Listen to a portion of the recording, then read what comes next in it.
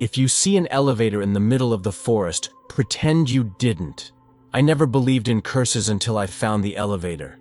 Let me start from the beginning, because the details matter. Every single detail matters when you're trying to understand something that shouldn't exist.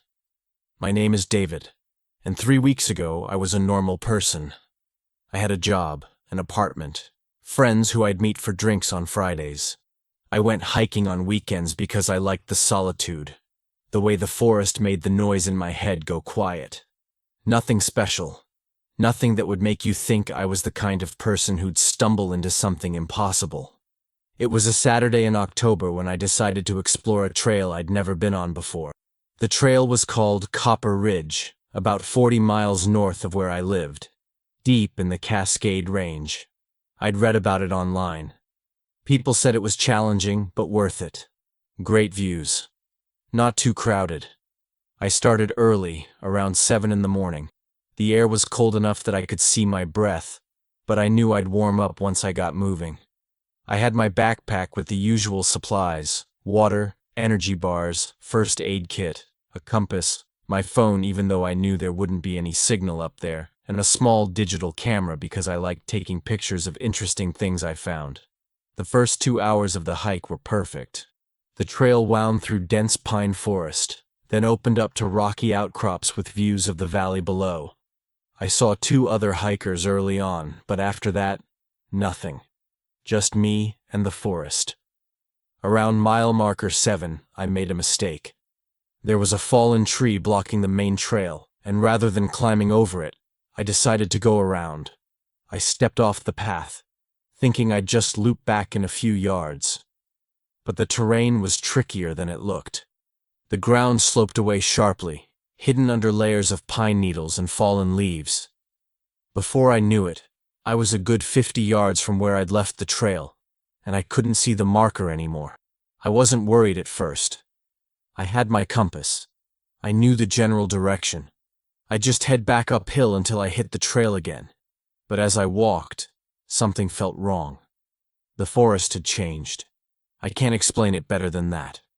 The trees looked the same, tall pines and Douglas firs, but the spaces between them felt different, wider. The light coming through the canopy had a strange quality to it, like looking at the world through tinted glass. And it was quiet. Too quiet. No birds, no wind rustling the branches, no distant sound of a stream or the buzz of insects. Just my footsteps crunching on the forest floor, and my own breathing. I checked my compass. The needle spun lazily, never settling on a direction. I tapped it, shook it, but it just kept rotating slowly, uselessly. Shit, I muttered. I pulled out my phone. No signal, as expected, but the GPS wasn't working either. The little blue dot that showed my location was frozen in place, even though I was clearly moving. The battery was at 73%, so that wasn't the issue. That's when I started to feel the first real prickle of fear. I decided to just pick a direction and commit to it. Uphill seemed smart. Uphill would eventually lead to a ridge, and from a ridge I could get my bearings. I started walking. After about 20 minutes, I saw it. At first, I thought it was a hunting blind or some kind of Forest Service structure. But as I got closer, my brain struggled to make sense of what I was seeing. It was an elevator, not an elevator shaft. Not the doors to an elevator, a complete freestanding elevator, the kind you'd see in an old apartment building or a hotel. It was made of dark wood paneling on 3 sides, with a metal frame. The 4th side had doors, those old-fashioned accordion-style doors made of metal grating that you had to pull open manually. It was just standing there in a small clearing, surrounded by pine trees, sitting on a base of moss-covered stone. I stopped about 10 feet away from it, my heart pounding. This wasn't possible. There was no building, no shaft above it, no pit below it. It was just a box, sitting in the middle of the forest. I walked around it slowly, looking for wires, for seams, for any indication that this was some kind of art installation or elaborate prank. but it looked real. Solid. Old. The wood paneling was scratched and worn, the metal frame spotted with rust. Fallen pine needles were scattered across the floor inside. The accordion door was closed. Through the grating, I could see the interior. Wood paneling on the walls, a brass rail running along the sides, and a panel of buttons. I should have walked away. Every instinct I had was screaming at me to turn around and get back to the trail, to get out of this part of the forest that felt wrong. But I didn't, because standing there looking at that impossible elevator, I felt something else. Curiosity, yes, but more than that, I felt drawn to it. It's hard to explain. It was like the elevator was pulling at something inside my chest, a gentle but insistent tugging. Come closer. Look inside. You need to see. I stepped up to the door and peered through the metal grating. The button panel was brass, tarnished with age. There were only 2 buttons, one marked with an upward-pointing arrow, one marked with a downward-pointing arrow. No numbers, no floor indicators, just up and down. I reached out and touched the metal frame. It was cold, much colder than it should have been, cold enough that I pulled my hand back. "Hello?" I called out. My voice sounded flat, absorbed by the trees. "Is anyone here?" No response. Just that oppressive silence. I looked back the way I'd come. I should leave. I should get out of here and find the trail and forget I ever saw this thing. But I didn't. I reached out and grabbed the handle of the accordion door. It was stiff. But when I pulled, it rattled open with a sound like chains dragging across metal. The inside of the elevator smelled like old wood and something else. Something faintly metallic, like blood or rust. I stepped inside. The floor was solid under my feet. Real. I pressed my hand against the wood paneling. It was real too, smooth and cool. I looked up and saw a ceiling made of the same wood, with a small light fixture in the center. The bulb was off. I turned back to the door, ready to step out, to end this insanity. But as I moved, my eyes fell on the button panel, up or down. "This is stupid," I said aloud. "This is the stupidest thing you've ever done, David." But even as I said it, my hand was reaching for the down button. I pressed it. For a moment, nothing happened. Then I heard a sound, a deep mechanical grinding like gears turning somewhere beneath me. The accordion door rattled shut on its own, the metal grating sliding across and locking with a soft click. And then I felt it. Movement. The elevator was descending. My stomach did that familiar drop, the sensation you get in any elevator when it starts moving. But this kept going. Down, down, down. Faster than any elevator I'd ever been in. I grabbed the brass rail and held on as the descent continued. 5 seconds, 10 seconds, 15. How far down was this thing going? We were in a forest. On a mountain. There was no down to go to. 20 seconds. 25. The light fixture above me suddenly flickered on, casting a weak yellow glow. In that light, I saw something that made my breath catch. The wood paneling on the walls was changing. It was subtle at first. The grain of the wood seemed to be moving, flowing like water. Then the color began to shift, darkening from brown to a deep charcoal gray. As I watched, the texture changed too, becoming rougher, more organic. I reached out to touch it and immediately pulled my hand back. It wasn't wood anymore. It was stone. Cold, damp stone, like the walls of a cave. The elevator shuddered and slowed. The grinding sound grew louder, then stopped. The accordion door rattled open. I didn't want to look. I wanted to press the up button and get the hell out of there. But that pull, that invisible tugging in my chest, was stronger now. It wasn't gentle anymore. It was insistent, demanding. Look. See. You need to see. I stepped forward and looked out. I wasn't in a forest anymore. I was looking at a cave. A massive cave that stretched out before me, lit by a faint, bioluminescent glow coming from moss or fungi growing on the walls. The ground was covered in smooth, water-worn stones. In the distance, I could hear the sound of water dripping. The air that drifted into the elevator was cold and damp and smelled like minerals and earth. This wasn't possible. None of this was possible. I stood in the doorway of the elevator, 1 foot inside, 1 foot on the threshold, frozen by indecision. The smart thing to do was to step back inside, press the up button, and hope it took me back to the forest. But I didn't do the smart thing. I stepped out into the cave.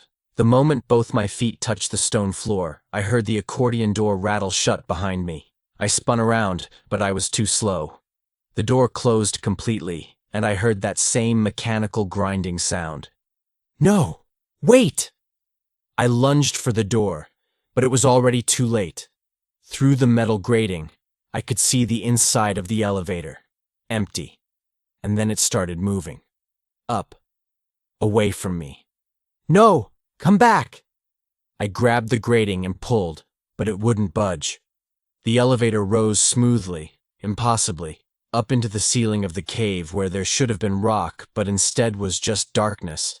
Within seconds, it was gone. I was alone. I stood there in the silence, my heart hammering, trying to process what had just happened. The elevator had left me. It had brought me to this impossible place and then abandoned me. Okay, I said aloud, my voice shaking. Okay. Think. There has to be a way out. I turned and looked at the cave around me. The bioluminescent glow was enough to see by, barely. The cave was huge, the ceiling lost in shadow somewhere high above. The walls curved away into darkness in both directions. I pulled out my phone. Still no signal. The GPS was still frozen. But the flashlight worked. I turned it on and swept the beam across the cave. Nothing but stone and that glowing moss. I picked a direction at random and started walking, keeping the wall on my right. In mazes, they always say to keep one hand on the wall and eventually you'll find your way out. I didn't know if that applied to caves, but it was something. As I walked, I noticed something strange. My footsteps sounded wrong. Too loud, too clear, like I was walking in an empty room instead of a massive cave. And there was an echo, but it was delayed, coming back to me a full second after each step. I'd been walking for maybe 5 minutes when I felt it. A sensation on my left hand, a tingling like pins and needles. I stopped and looked at my hand in the beam of my flashlight. My skin looked normal, but the tingling was getting stronger, spreading up my fingers toward my palm. And then I saw it. My fingernails were changing color. The pale pink was darkening, shifting to gray. As I watched in horror, the texture changed too, becoming rough and uneven. "What the fuck?" I whispered. The tingling intensified into something sharper. Not quite pain, but deeply uncomfortable. I flexed my fingers and heard a soft cracking sound. My fingernails were hardening, thickening. Within 30 seconds, they had transformed completely. They weren't fingernails anymore. They were stone. Smooth, gray stone, like the cave walls around me. I touched one with my other hand and felt the cold, hard surface. Real stone. Growing out of my fingers where my nails should have been. Panic hit me like a physical blow. I stumbled backward, staring at my hand, my breathing coming in short, sharp gasps. This wasn't happening. This couldn't be happening. But it was. The elevator. The elevator had done this. When I stepped out into the cave, something had changed. Some part of the cave had traded places with part of me. My fingernails for stone. Oh God. Oh God. Oh God. I had to get back to the elevator. I had to find it and make it take me back and somehow undo this. I turned and started running back the way I'd come, my footsteps echoing strangely in the massive space. The stone fingernails clicked together as my hands pumped at my sides, a sound like rocks rattling in a can. I don't know how long I ran. Time felt strange in that place. Elastic. But eventually I saw it, emerging from the darkness ahead. The elevator was back. Standing in the same spot the accordion door closed. I ran to it and grabbed the grating with both hands, ignoring the cold metal against my stone nails. "Please," I said. "Please open." As if in response, the door rattled open. I practically fell inside, slamming my palm against the up button. The door closed. The grinding sound started. The elevator began to rise. I held up my left hand in the weak yellow light, examining my fingers. The stone nails looked even worse now, thicker, extending further down onto my actual fingers. I tried to scratch one off with my other hand, but it was solid, immovable. It was part of me now. The elevator rose for what felt like twice as long as the descent. Finally, it shuddered to a stop. The door opened. Forest. I was looking at the forest again. The same small clearing. The same pine trees. I stumbled out of the elevator and fell to my knees on the forest floor, gasping. Real air. Real sunlight filtering through the trees. Real world. I stayed there on my hands and knees for a long time, just breathing, trying to calm my racing heart. Eventually, I managed to stand up. I looked back at the elevator. It sat there, silent and still. The accordion door still open like a mouth waiting to swallow someone else. I should have run then. I should have gotten as far away from that thing as possible, but I didn't. Because I knew, with a certainty I can't explain, that this wasn't over. The elevator wasn't done with me yet. Continuando. Tentar novamente PM continue. I backed away from the elevator slowly, my eyes locked on it, half expecting it to lurch forward and chase me. But it remained still, harmless looking despite what it had just done to me.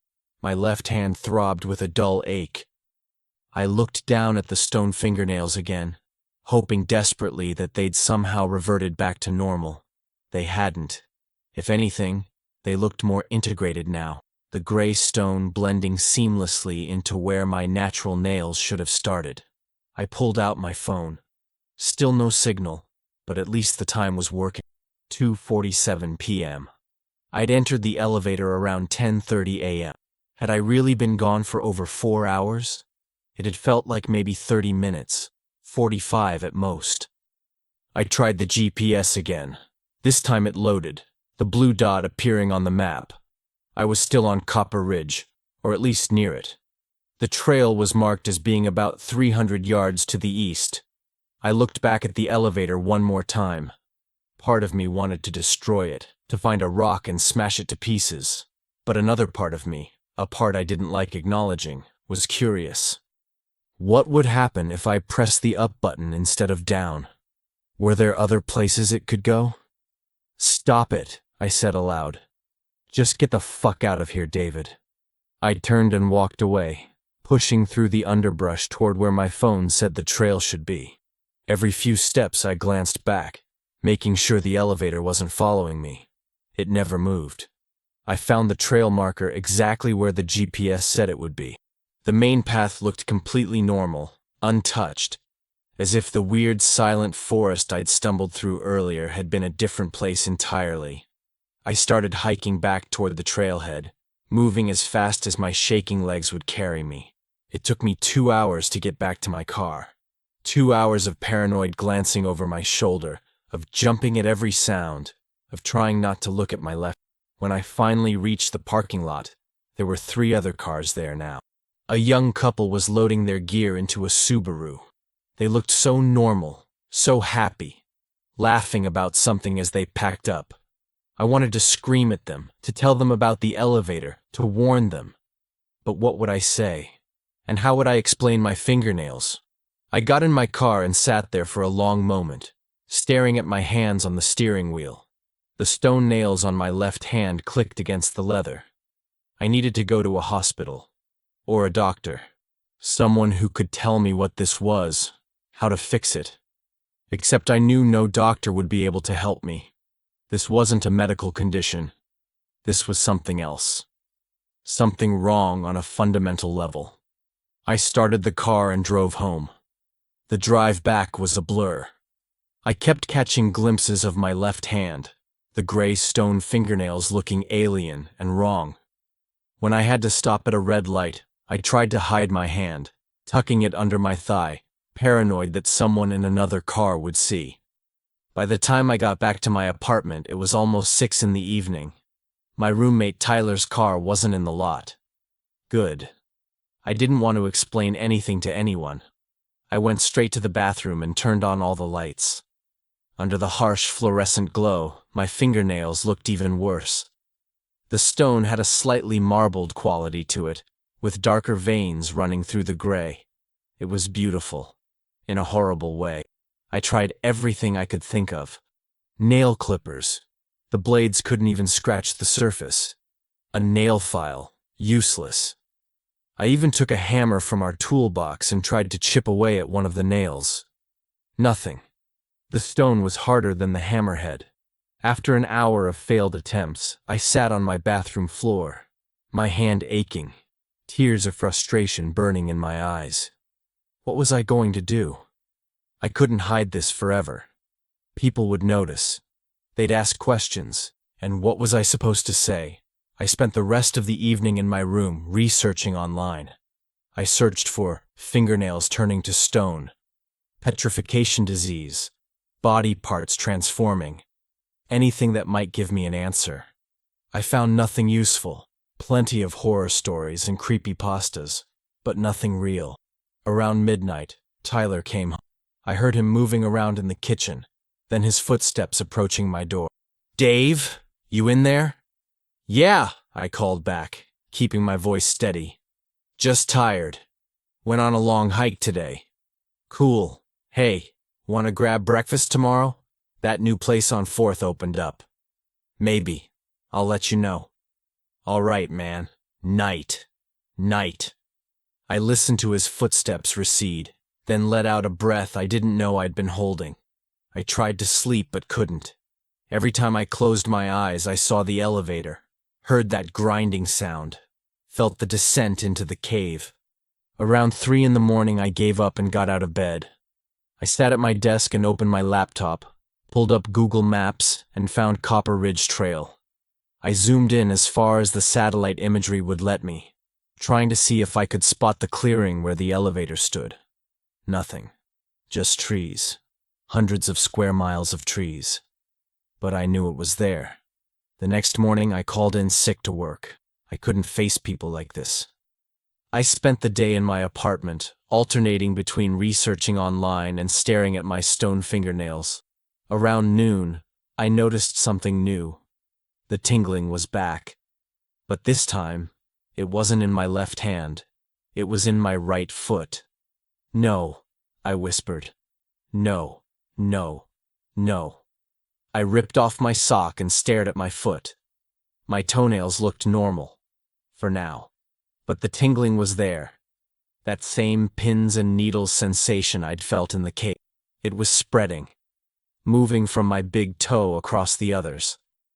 I watched in horror as my toenails began to change. The transformation was faster this time, taking maybe 10 seconds. The healthy pink shifted to gray, the surface hardening, roughening. Within a minute, all 5 toenails on my right foot had turned to stone. "Why?" I said aloud, my voice breaking. "I left. I came back. Why is it still happening?" But I knew why. Deep down, I knew. The elevator had marked me.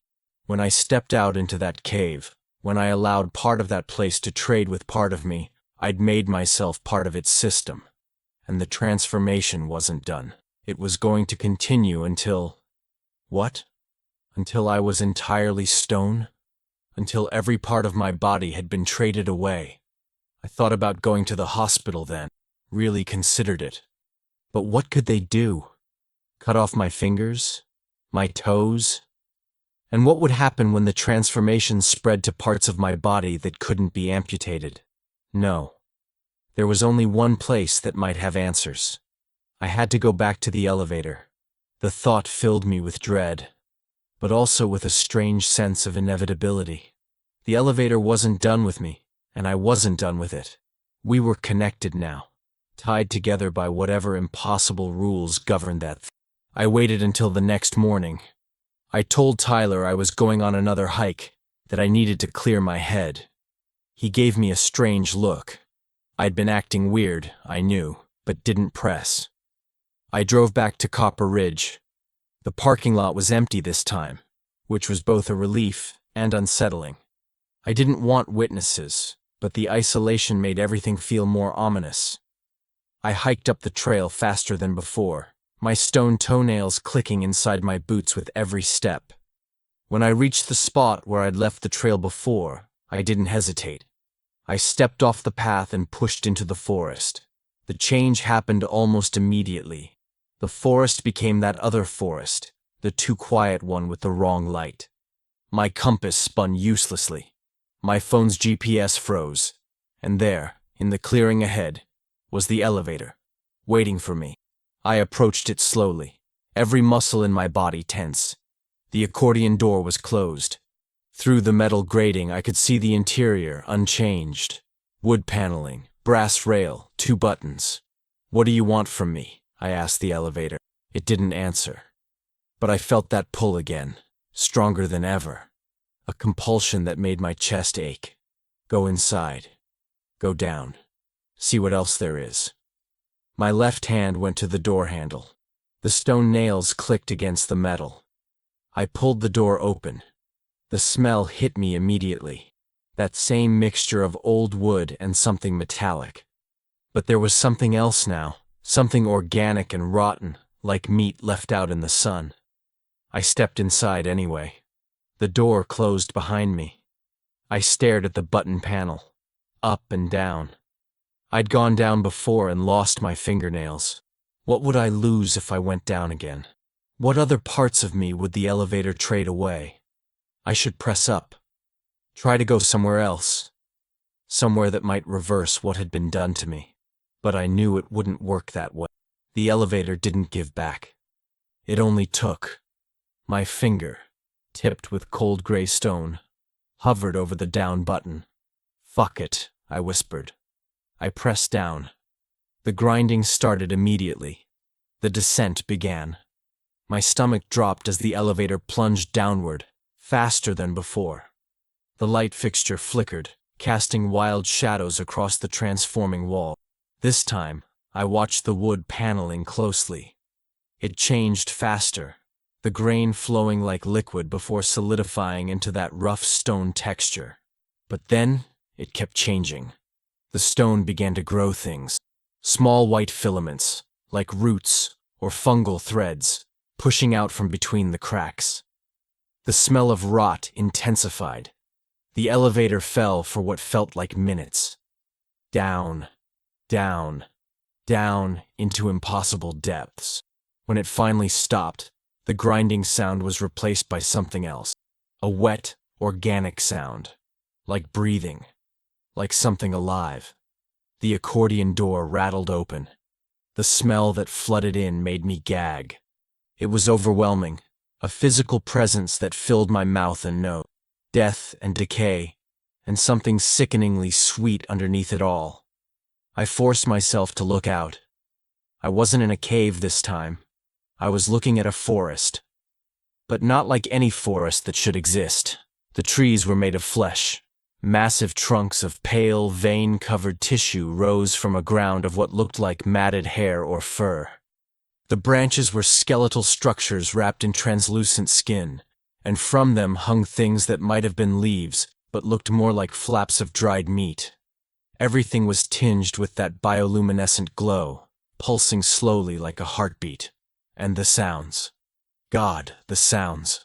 Wet squelching noises as the flesh trees moved slightly, their branches swaying even though there was no wind.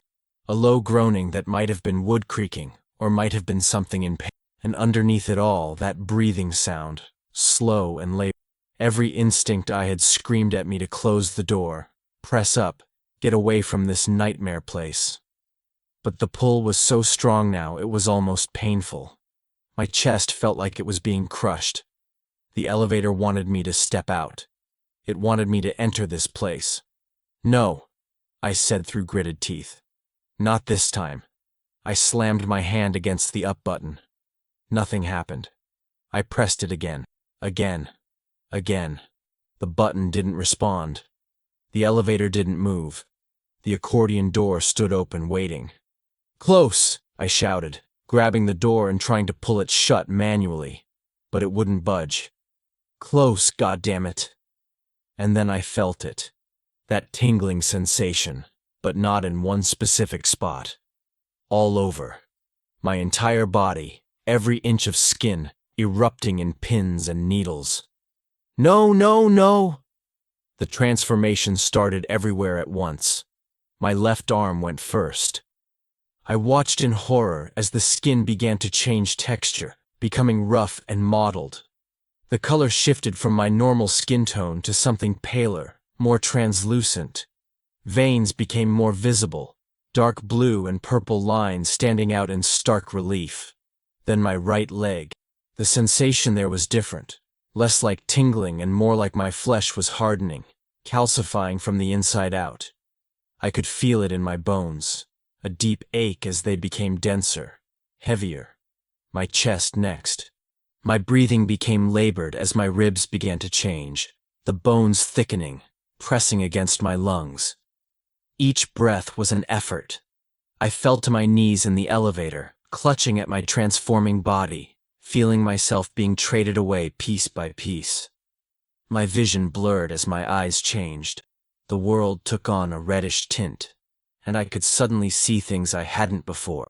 Heat signatures, the warm glow of living things.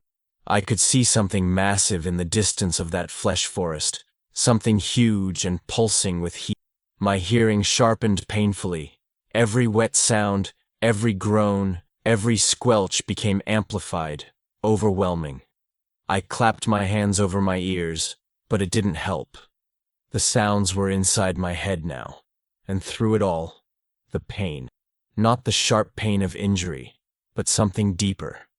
The agony of becoming something else, of being disassembled and reassembled wrong. I don't know how long it lasted. Time lost meaning as my body betrayed me, transforming into something that belonged in that rotting flesh forest outside the elevator. Finally, mercifully, it stopped.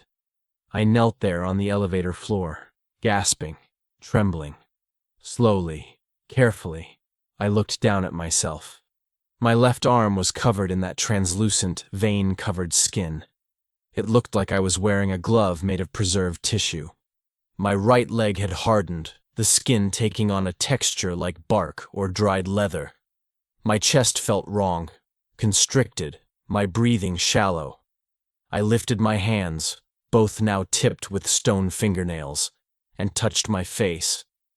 The skin felt normal there, at least. My face hadn't changed. Not yet. I forced myself to stand, using the brass rail for support. My transformed leg was heavy, difficult to move. I looked out at the flesh forest, at the nightmare landscape the elevator wanted me to enter. And I understood then. Truly understood.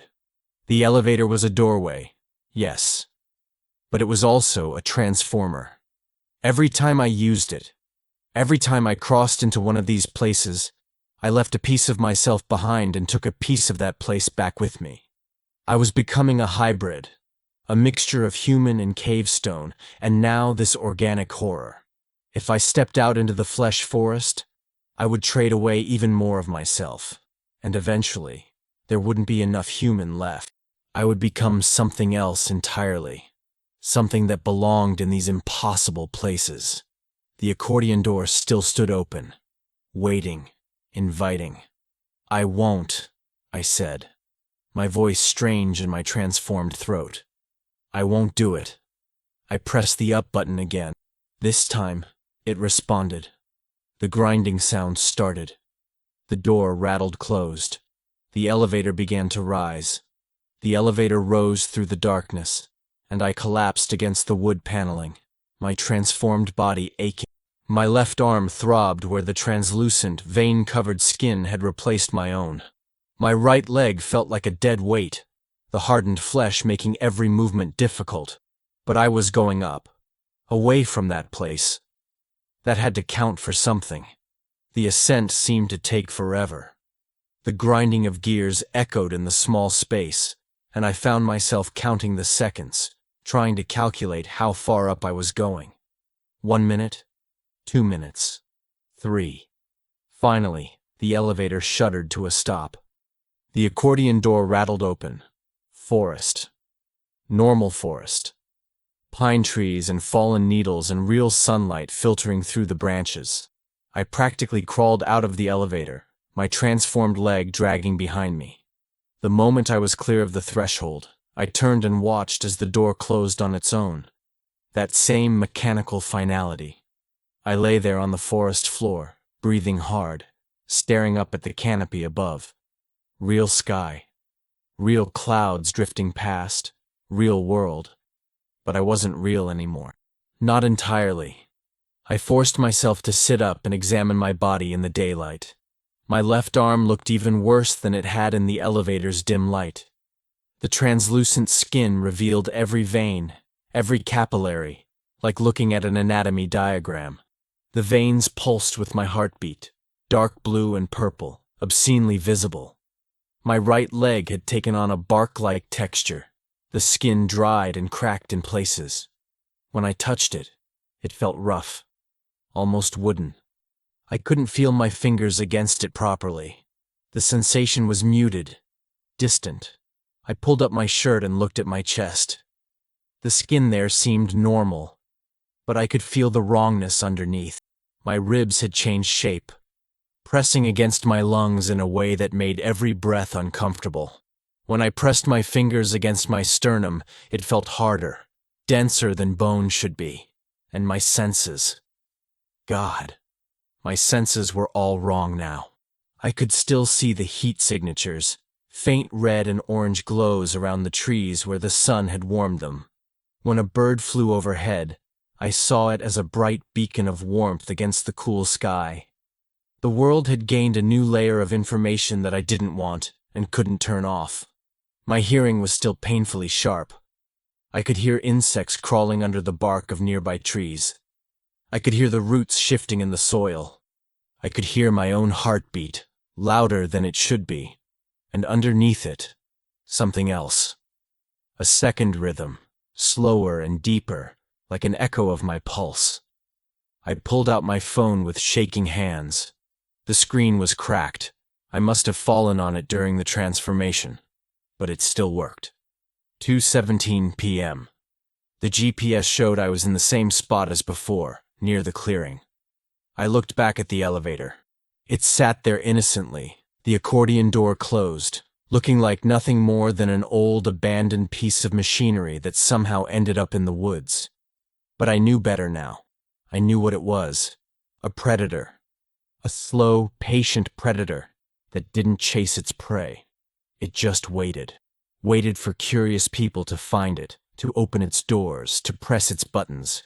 And then it took them apart piece by piece, trading away their humanity for fragments of impossible places. I should destroy it. Find a way to burn it down, to smash it to pieces, to ensure no one else ever made the mistake I did.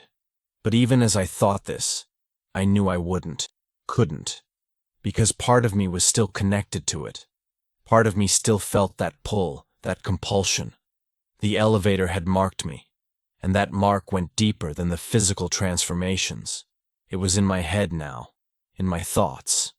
A quiet voice that whispered, "Go back. Go down again. See what else there is." "No," I said aloud, forcing myself to stand. My transformed leg nearly buckled under my weight, but I managed to stay upright. "I'm done. I'm getting out of here." I started walking toward where my phone said the trail was. Every step was agony.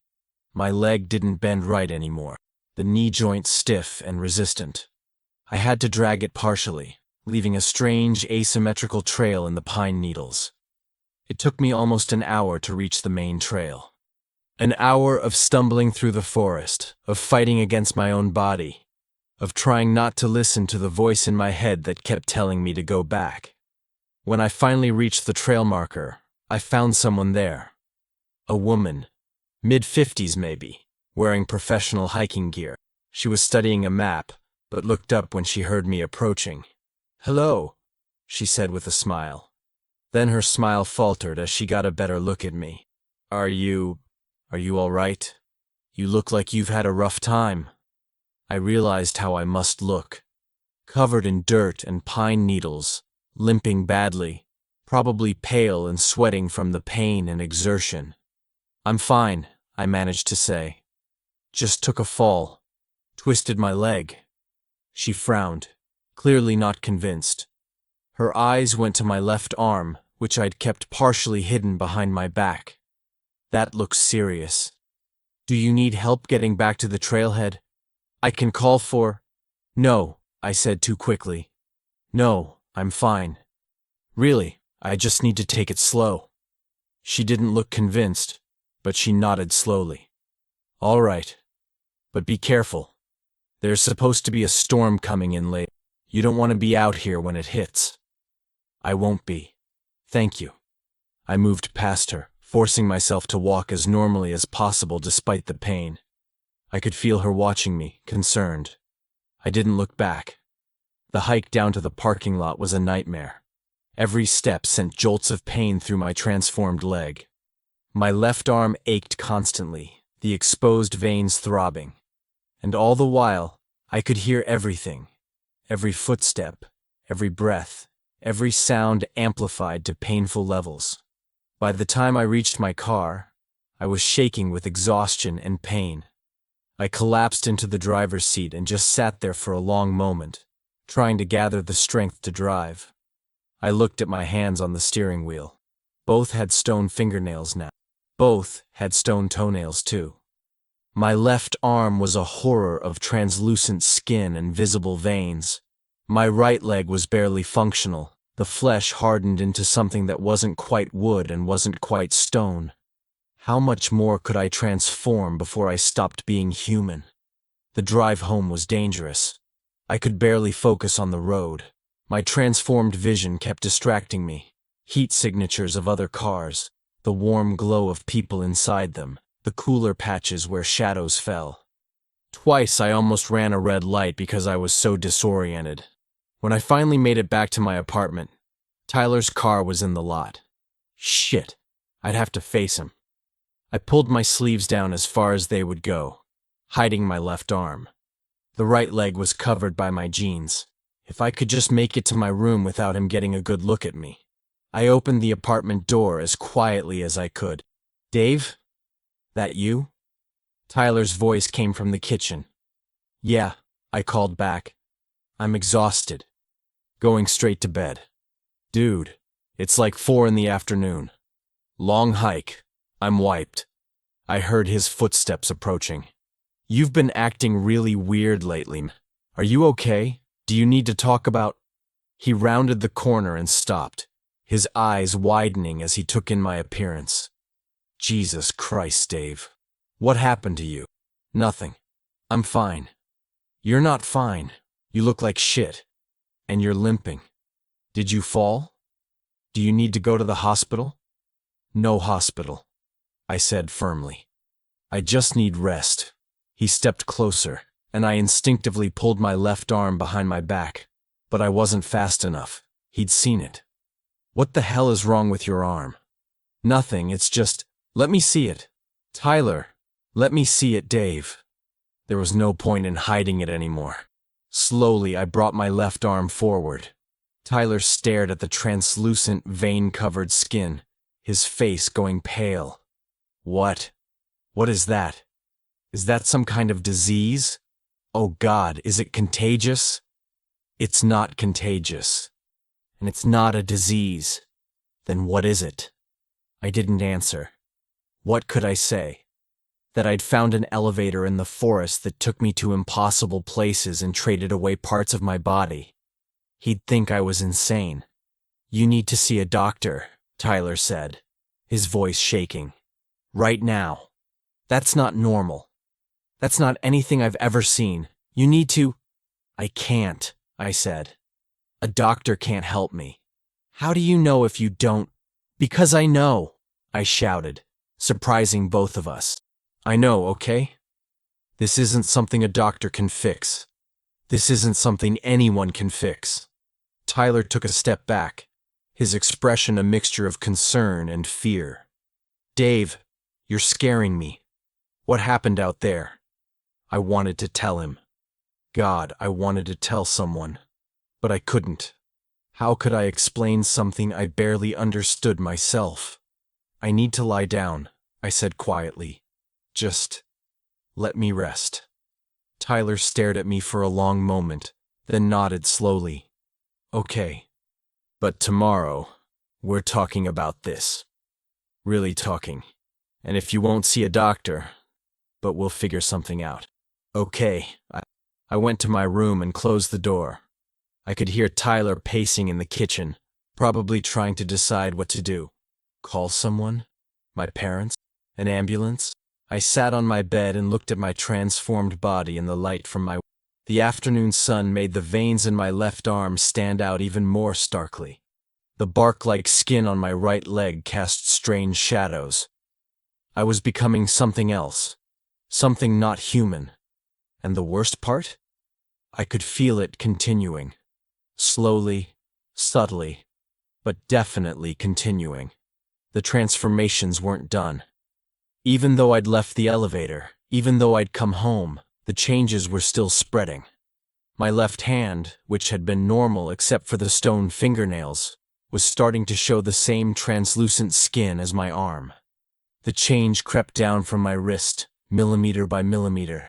I watched it spread over the next hour, unable to do anything but observe as my hand was consumed by that horrible see-through flesh, and my chest. That pressure on my lungs was getting worse. Each breath was shallower than the last, my transformed ribs constricting further. How long did I have before I couldn't breathe anymore? Before my body transformed completely, and I suffocated in my own mutating flesh? I tried to sleep that night, but couldn't. Every position was uncomfortable. My right leg was too stiff to bend properly, forcing me to lie straight. My chest hurt with every breath, and my hearing, that damned enhanced hearing, picked up every sound in the building. Tyler watching TV in the living room. The couple upstairs arguing. Someone's dog barking 3 floors down. All of it. Impossibly loud, impossibly clear. Around midnight, I got up and went to the bathroom. I needed to see how bad it had gotten. I stripped off my clothes and stood in front of the mirror. My left arm was completely transformed now, from shoulder to fingertips. The translucent skin covered everything, every vein visible, pulsing with my heartbeat. It looked like something from an anatomy textbook, but alive, moving. Wrong.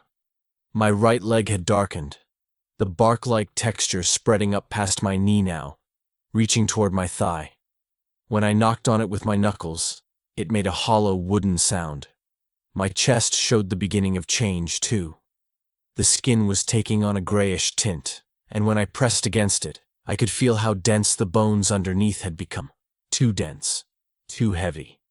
My spine was starting to curve under the weight, but my face was still normal. My right arm was still normal. My left leg was still normal. Not for long, I knew. The transformation would continue until there was nothing human left. Unless I went back. The thought came unbidden, but once it was there, I couldn't shake it. The elevator. I needed to go back to the elevator. "No," I whispered to my reflection. "That's insane. Going back is what caused this." But what if going back was also the only way to stop it? What if the elevator held the answer? Or what if I'd simply stopped taking from it? What if the only way to halt the transformation was to complete it? To keep going down, floor after floor, until I'd traded away everything and become whatever the elevator wanted me to be? I stared at my partially transformed body in the mirror, trying to think clearly through the pain and fear and that constant whispering voice in my head. The elevator was a parasite. It had infected me with something, some kind of dimensional sickness that was slowly converting me into something that belonged in those impossible places I'd visited. The cave, the flesh forest, places that shouldn't exist, populated by things that were never meant to be seen by human eyes. Going back would only make it worse. But staying away would mean dying slowly as my body transformed beyond the point where it could sustain life. I was trapped, caught between two equally horrible fates. I went back to my room and lay down, staring at the ceiling, listening to all the sounds I couldn't tune out. And I made a decision. Tomorrow, I would go back to the elevator one more time. Not to press the down button. I was done going down. But the elevator had two buttons, down and up. I'd never tried going up. Maybe up would be different. Maybe up would show me something other than horror. Maybe up would give me answers, or a way to reverse what had been done to me. Or maybe up would complete my transformation, and I'd become something so alien that death would be a mercy. Either way, I couldn't stay as I was. The transformation wouldn't stop. It would continue until I was dead, or until I was no longer myself. I had to try. I managed to sleep for a few hours, my dreams filled with grinding gears and accordion doors and the smell of rot. When I woke up, gray morning light was seeping through my window. My body ached everywhere, the transformations having progressed even further during the night. Tyler knocked on my door around 8. "Dave? You awake?" "Yeah. Can I come in?" "No, I'm not feeling well." A pause. "Dave, I'm really worried about you. I called your mom last night. She's worried too. She wants to come visit." "You called my mom?" Anger flared in my chest. "Tyler, why would you?" "Because you're clearly not okay. Look at you. Something is seriously wrong and you won't get help. What was I supposed to do?" I took a deep breath, trying to calm down. He was right. From his perspective, I was sick and refusing treatment. He was just trying to help. "When is she coming?" "She said she'd drive up today. She'll be here this afternoon." Shit. I didn't have much time. "Okay," I said. "I need to go out for a while, clear my head. I'll be back before she gets here." "Dave, I'll be back, I promise." I waited until I heard him walk away, then got dressed. It was harder than it should have been. My right leg barely bent anymore. My left arm was awkward, the enhanced vision from my transformed eyes making everything look strange and distorted with heat. I grabbed my car keys and headed for the door. Tyler was waiting in the living room. "Where are you going?" "Just for a drive. I need to think." "About what? About finally seeing a doctor?" "Maybe, I don't know. I just need some time alone." He looked like he wanted to argue, but he just nodded. "Okay, but be back by 2. Your mom said she'd be here around then." "I will." I wouldn't be. I knew that. But I said it anyway. The drive to Copper Ridge was harder than the previous times. My transformed leg made it difficult to work the pedals properly, and my enhanced vision kept distracting me with heat signatures and thermal variations. I almost rear-ended someone at a stop sign because I was looking at the heat bleeding from their exhaust pipe instead of their brake lights, but I made it. The parking lot was empty again, which I took as a good sign. No witnesses, no one to ask questions or try to stop me. I got out of the car and started up the trail. My transformed leg dragged with every step, leaving that distinctive asymmetrical trail in the dirt. If anyone came looking for me, they'd have an easy path to follow. Good. Maybe they'd find the elevator. Maybe they'd destroy it before anyone else could make my mistake. The hike took twice as long as usual. Every step was agony. My body fighting against itself. Transformed parts not working properly with the human parts that remained. By the time I reached the spot where I needed to leave the trail, I was gasping for breath. my compressed lungs struggling to pull in enough air. I stepped off the path and immediately felt the change. The forest became that other forest, the quiet one, the wrong one. The light shifted. The sounds died. And there, in its clearing, was the elevator, waiting for me. I approached it slowly, my stone fingernails clicking together with each movement of my hands. The accordion door was closed. Through the metal grating, I could see the interior. Unchanged. Wood paneling. Brass rail. 2 buttons. I stood there for a long moment, gathering my courage. This was it. My last chance. Up or down or nothing. If I walked away now, the transformation would continue. I'd die slowly, painfully, as my body became something that couldn't sustain human life. And who knew what I'd become before the end? What kind of monster would I turn into? But if I went up, if I pressed that button I'd never tried before, maybe there was something up there, something that could help me, something that could explain all of this. Or maybe there was just more horror waiting. More impossible places that would trade away more pieces of me until there was nothing left. I reached out and pulled the accordion door open. The smell hit me, old wood and metal, and that faint organic rot. But underneath it I detected something new. Something sharp and clean, like ozone after a lightning strike. I stepped inside.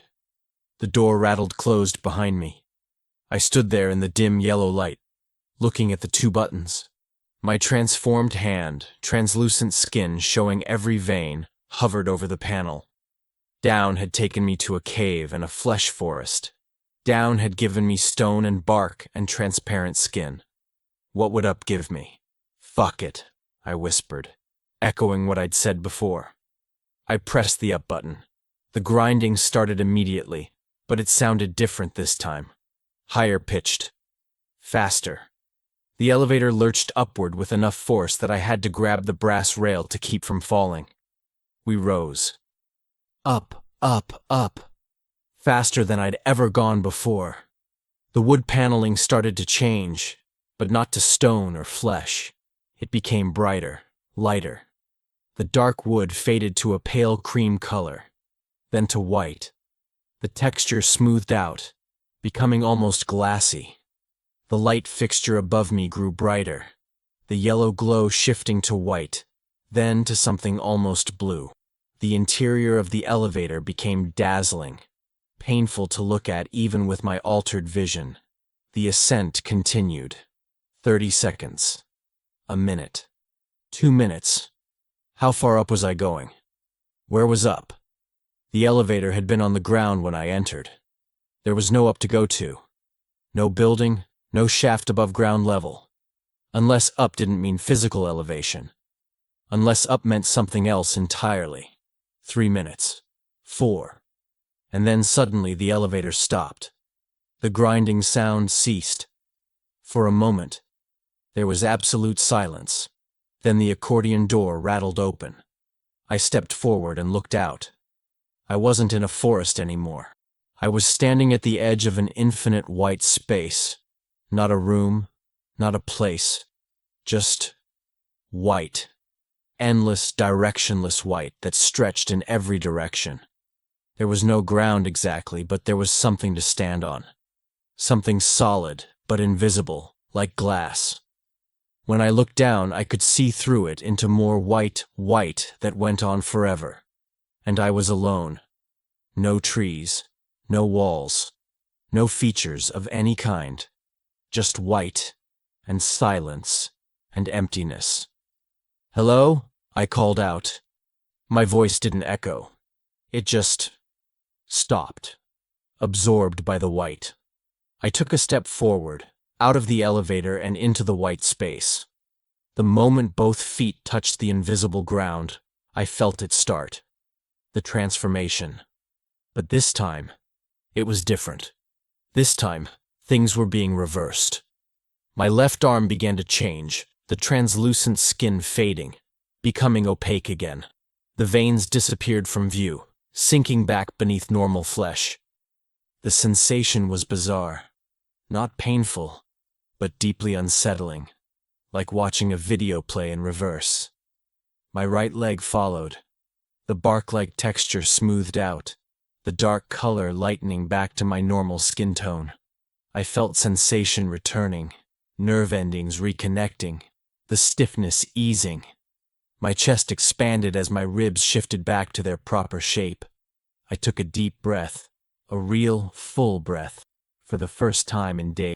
The stone fingernails crumbled away like sand, revealing normal nails underneath. Within minutes, I was human again, completely human. I stood there in the white space, flexing my fingers, feeling my body, unable to believe it. I was cured.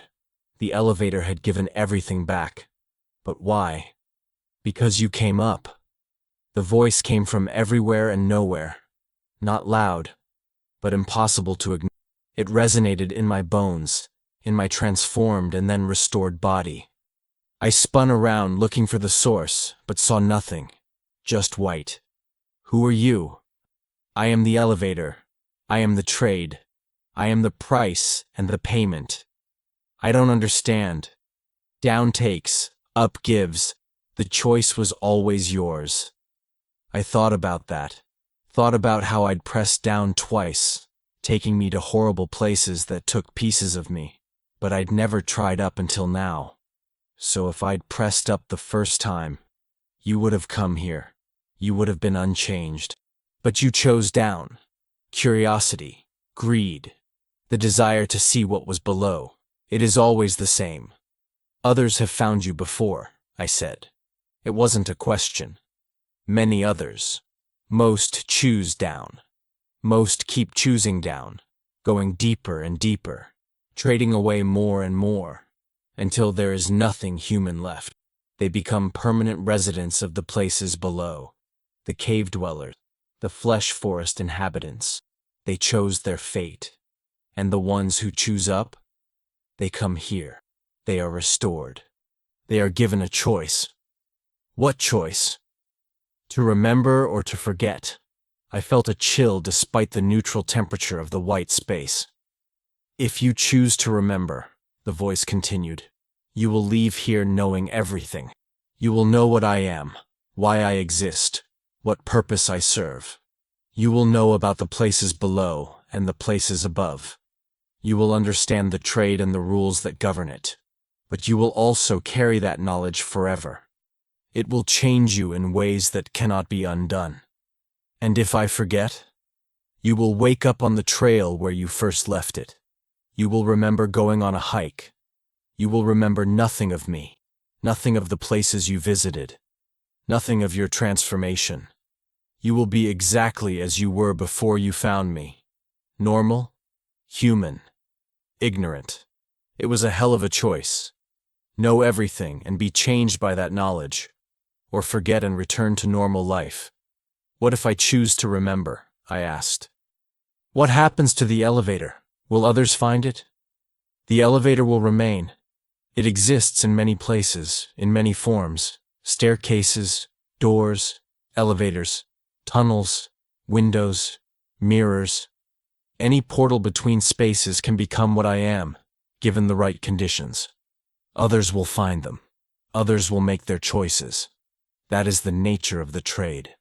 So people will keep being transformed, keep losing pieces of themselves to those horrible places. If they choose down, yes, the choice is always theirs. That's not fair. They don't know what they're choosing. They don't know what down means. Ignorance is part of the choice. Knowledge would remove the choice entirely. It must be made freely, without understanding, or it is not a true choice. I thought about that logic and found it monstrous, but I also understood it in a way. The elevator, whatever it really was, operated on rules that weren't human rules. It wasn't cruel. It wasn't kind. It just was. I want to remember, I said. Are you certain? The knowledge will burden you. You will see the portals everywhere. You will know when others find them. You will know what choices they make, and you will be unable to stop them or warn them. The rules forbid interference. I'm certain. Very well. The white space suddenly rushed inward, collapsing into my mind. Information flooded my consciousness. Not words or images, but pure understanding. I learned things that I didn't have language for, concepts that existed outside human comprehension. I saw the structure of reality as a series of layered spaces, each one connected by thin points where the barriers were weak. I understood that the elevator wasn't a thing, but a phenomenon, a natural occurrence that happened wherever those barriers thinned enough. I learned that down meant descent into spaces that were older, more primal, closer to the substrate of reality itself. Places where the rules that governed the normal world didn't apply. Places where things traded with each other on a fundamental level. I learned that up meant ascent into spaces that were newer, more refined, closer to pure concept than physical reality. Places like the white space, where things could be unmade and remade. I learned about the others who had chosen down and never come back. The explorers, the curious, the greedy, the desperate. They were still out there, in those places below, transformed into things that belonged there, and I learned that some of them chose to stay. That after being transformed, after trading away enough of their humanity, they preferred what they had become. They lived in the caves and flesh forests and stranger places still, no longer human, but no longer caring about that fact. The knowledge kept coming, overwhelming, impossible to fully process. I fell to my knees in the white space, my head pounding, my mind stretched beyond what it was meant to hold. And then it stopped. I knelt there, gasping, my normal human body shaking. "It is done," the voice said. "You know. You understand. You are changed. Will I see you again? No. You have made your choice. You have come up. You cannot trade again. The portals will have no pull for you anymore. You are outside the system now. But others will find their own portals, make their own choices. As is the way." The white space began to fade. The edges of my vision darkened. "Wait," I said. "One more question. Ask. Why? Why does this exist? What purpose does it serve?" Purpose implies intention. There is no intention. There is only function. Reality has weak points. Things pass through those points. That is simply how it is. The darkness crept inward, and I felt myself fading. "Goodbye, David," the voice said. "Remember your choice." The world went black. I woke up on the trail. I was lying on my back, looking up at the canopy, sunlight filtering through the branches. For a moment I had no idea where I was or how I'd gotten there. Then it all came flooding back. The elevator, the transformations, the white space, the choice. I sat up quickly, looking at my body. Normal. Completely normal. I had regular fingernails, regular skin, regular everything. My chest expanded easily with each breath. My leg bent properly. I was cured, restored. But I remembered everything. I stood up and looked around. I was at the spot where I'd left the trail to find the elevator. There was no path through the underbrush, no sign that I'd walked through there recently. But I knew what was out there, just a few hundred yards away. The elevator, waiting for the next person to find it. I thought about going back to it, about trying to destroy it or mark it or warn people somehow. But I knew it wouldn't work. The knowledge the elevator had given me included that understanding. I couldn't interfere. The rules forbade it. Any attempt I made to warn others or prevent them from finding the portals would simply fail. Reality itself would prevent it. I was an observer now, nothing more. I pulled out my phone. 11:47 a.m. I'd been gone for hours, but it felt like minutes. Time was strange in that white space. Or maybe time was strange everywhere, and we just didn't notice usually. I had text messages. 3 from Tyler, 2 from my mom. Tyler: "Where are you? Your mom is here." Tyler: "Dave, Seriously, call me back. Tyler, we're really worried. If you don't respond soon, I'm calling the police. Mom. Sweetheart. Tyler told me what's been happening.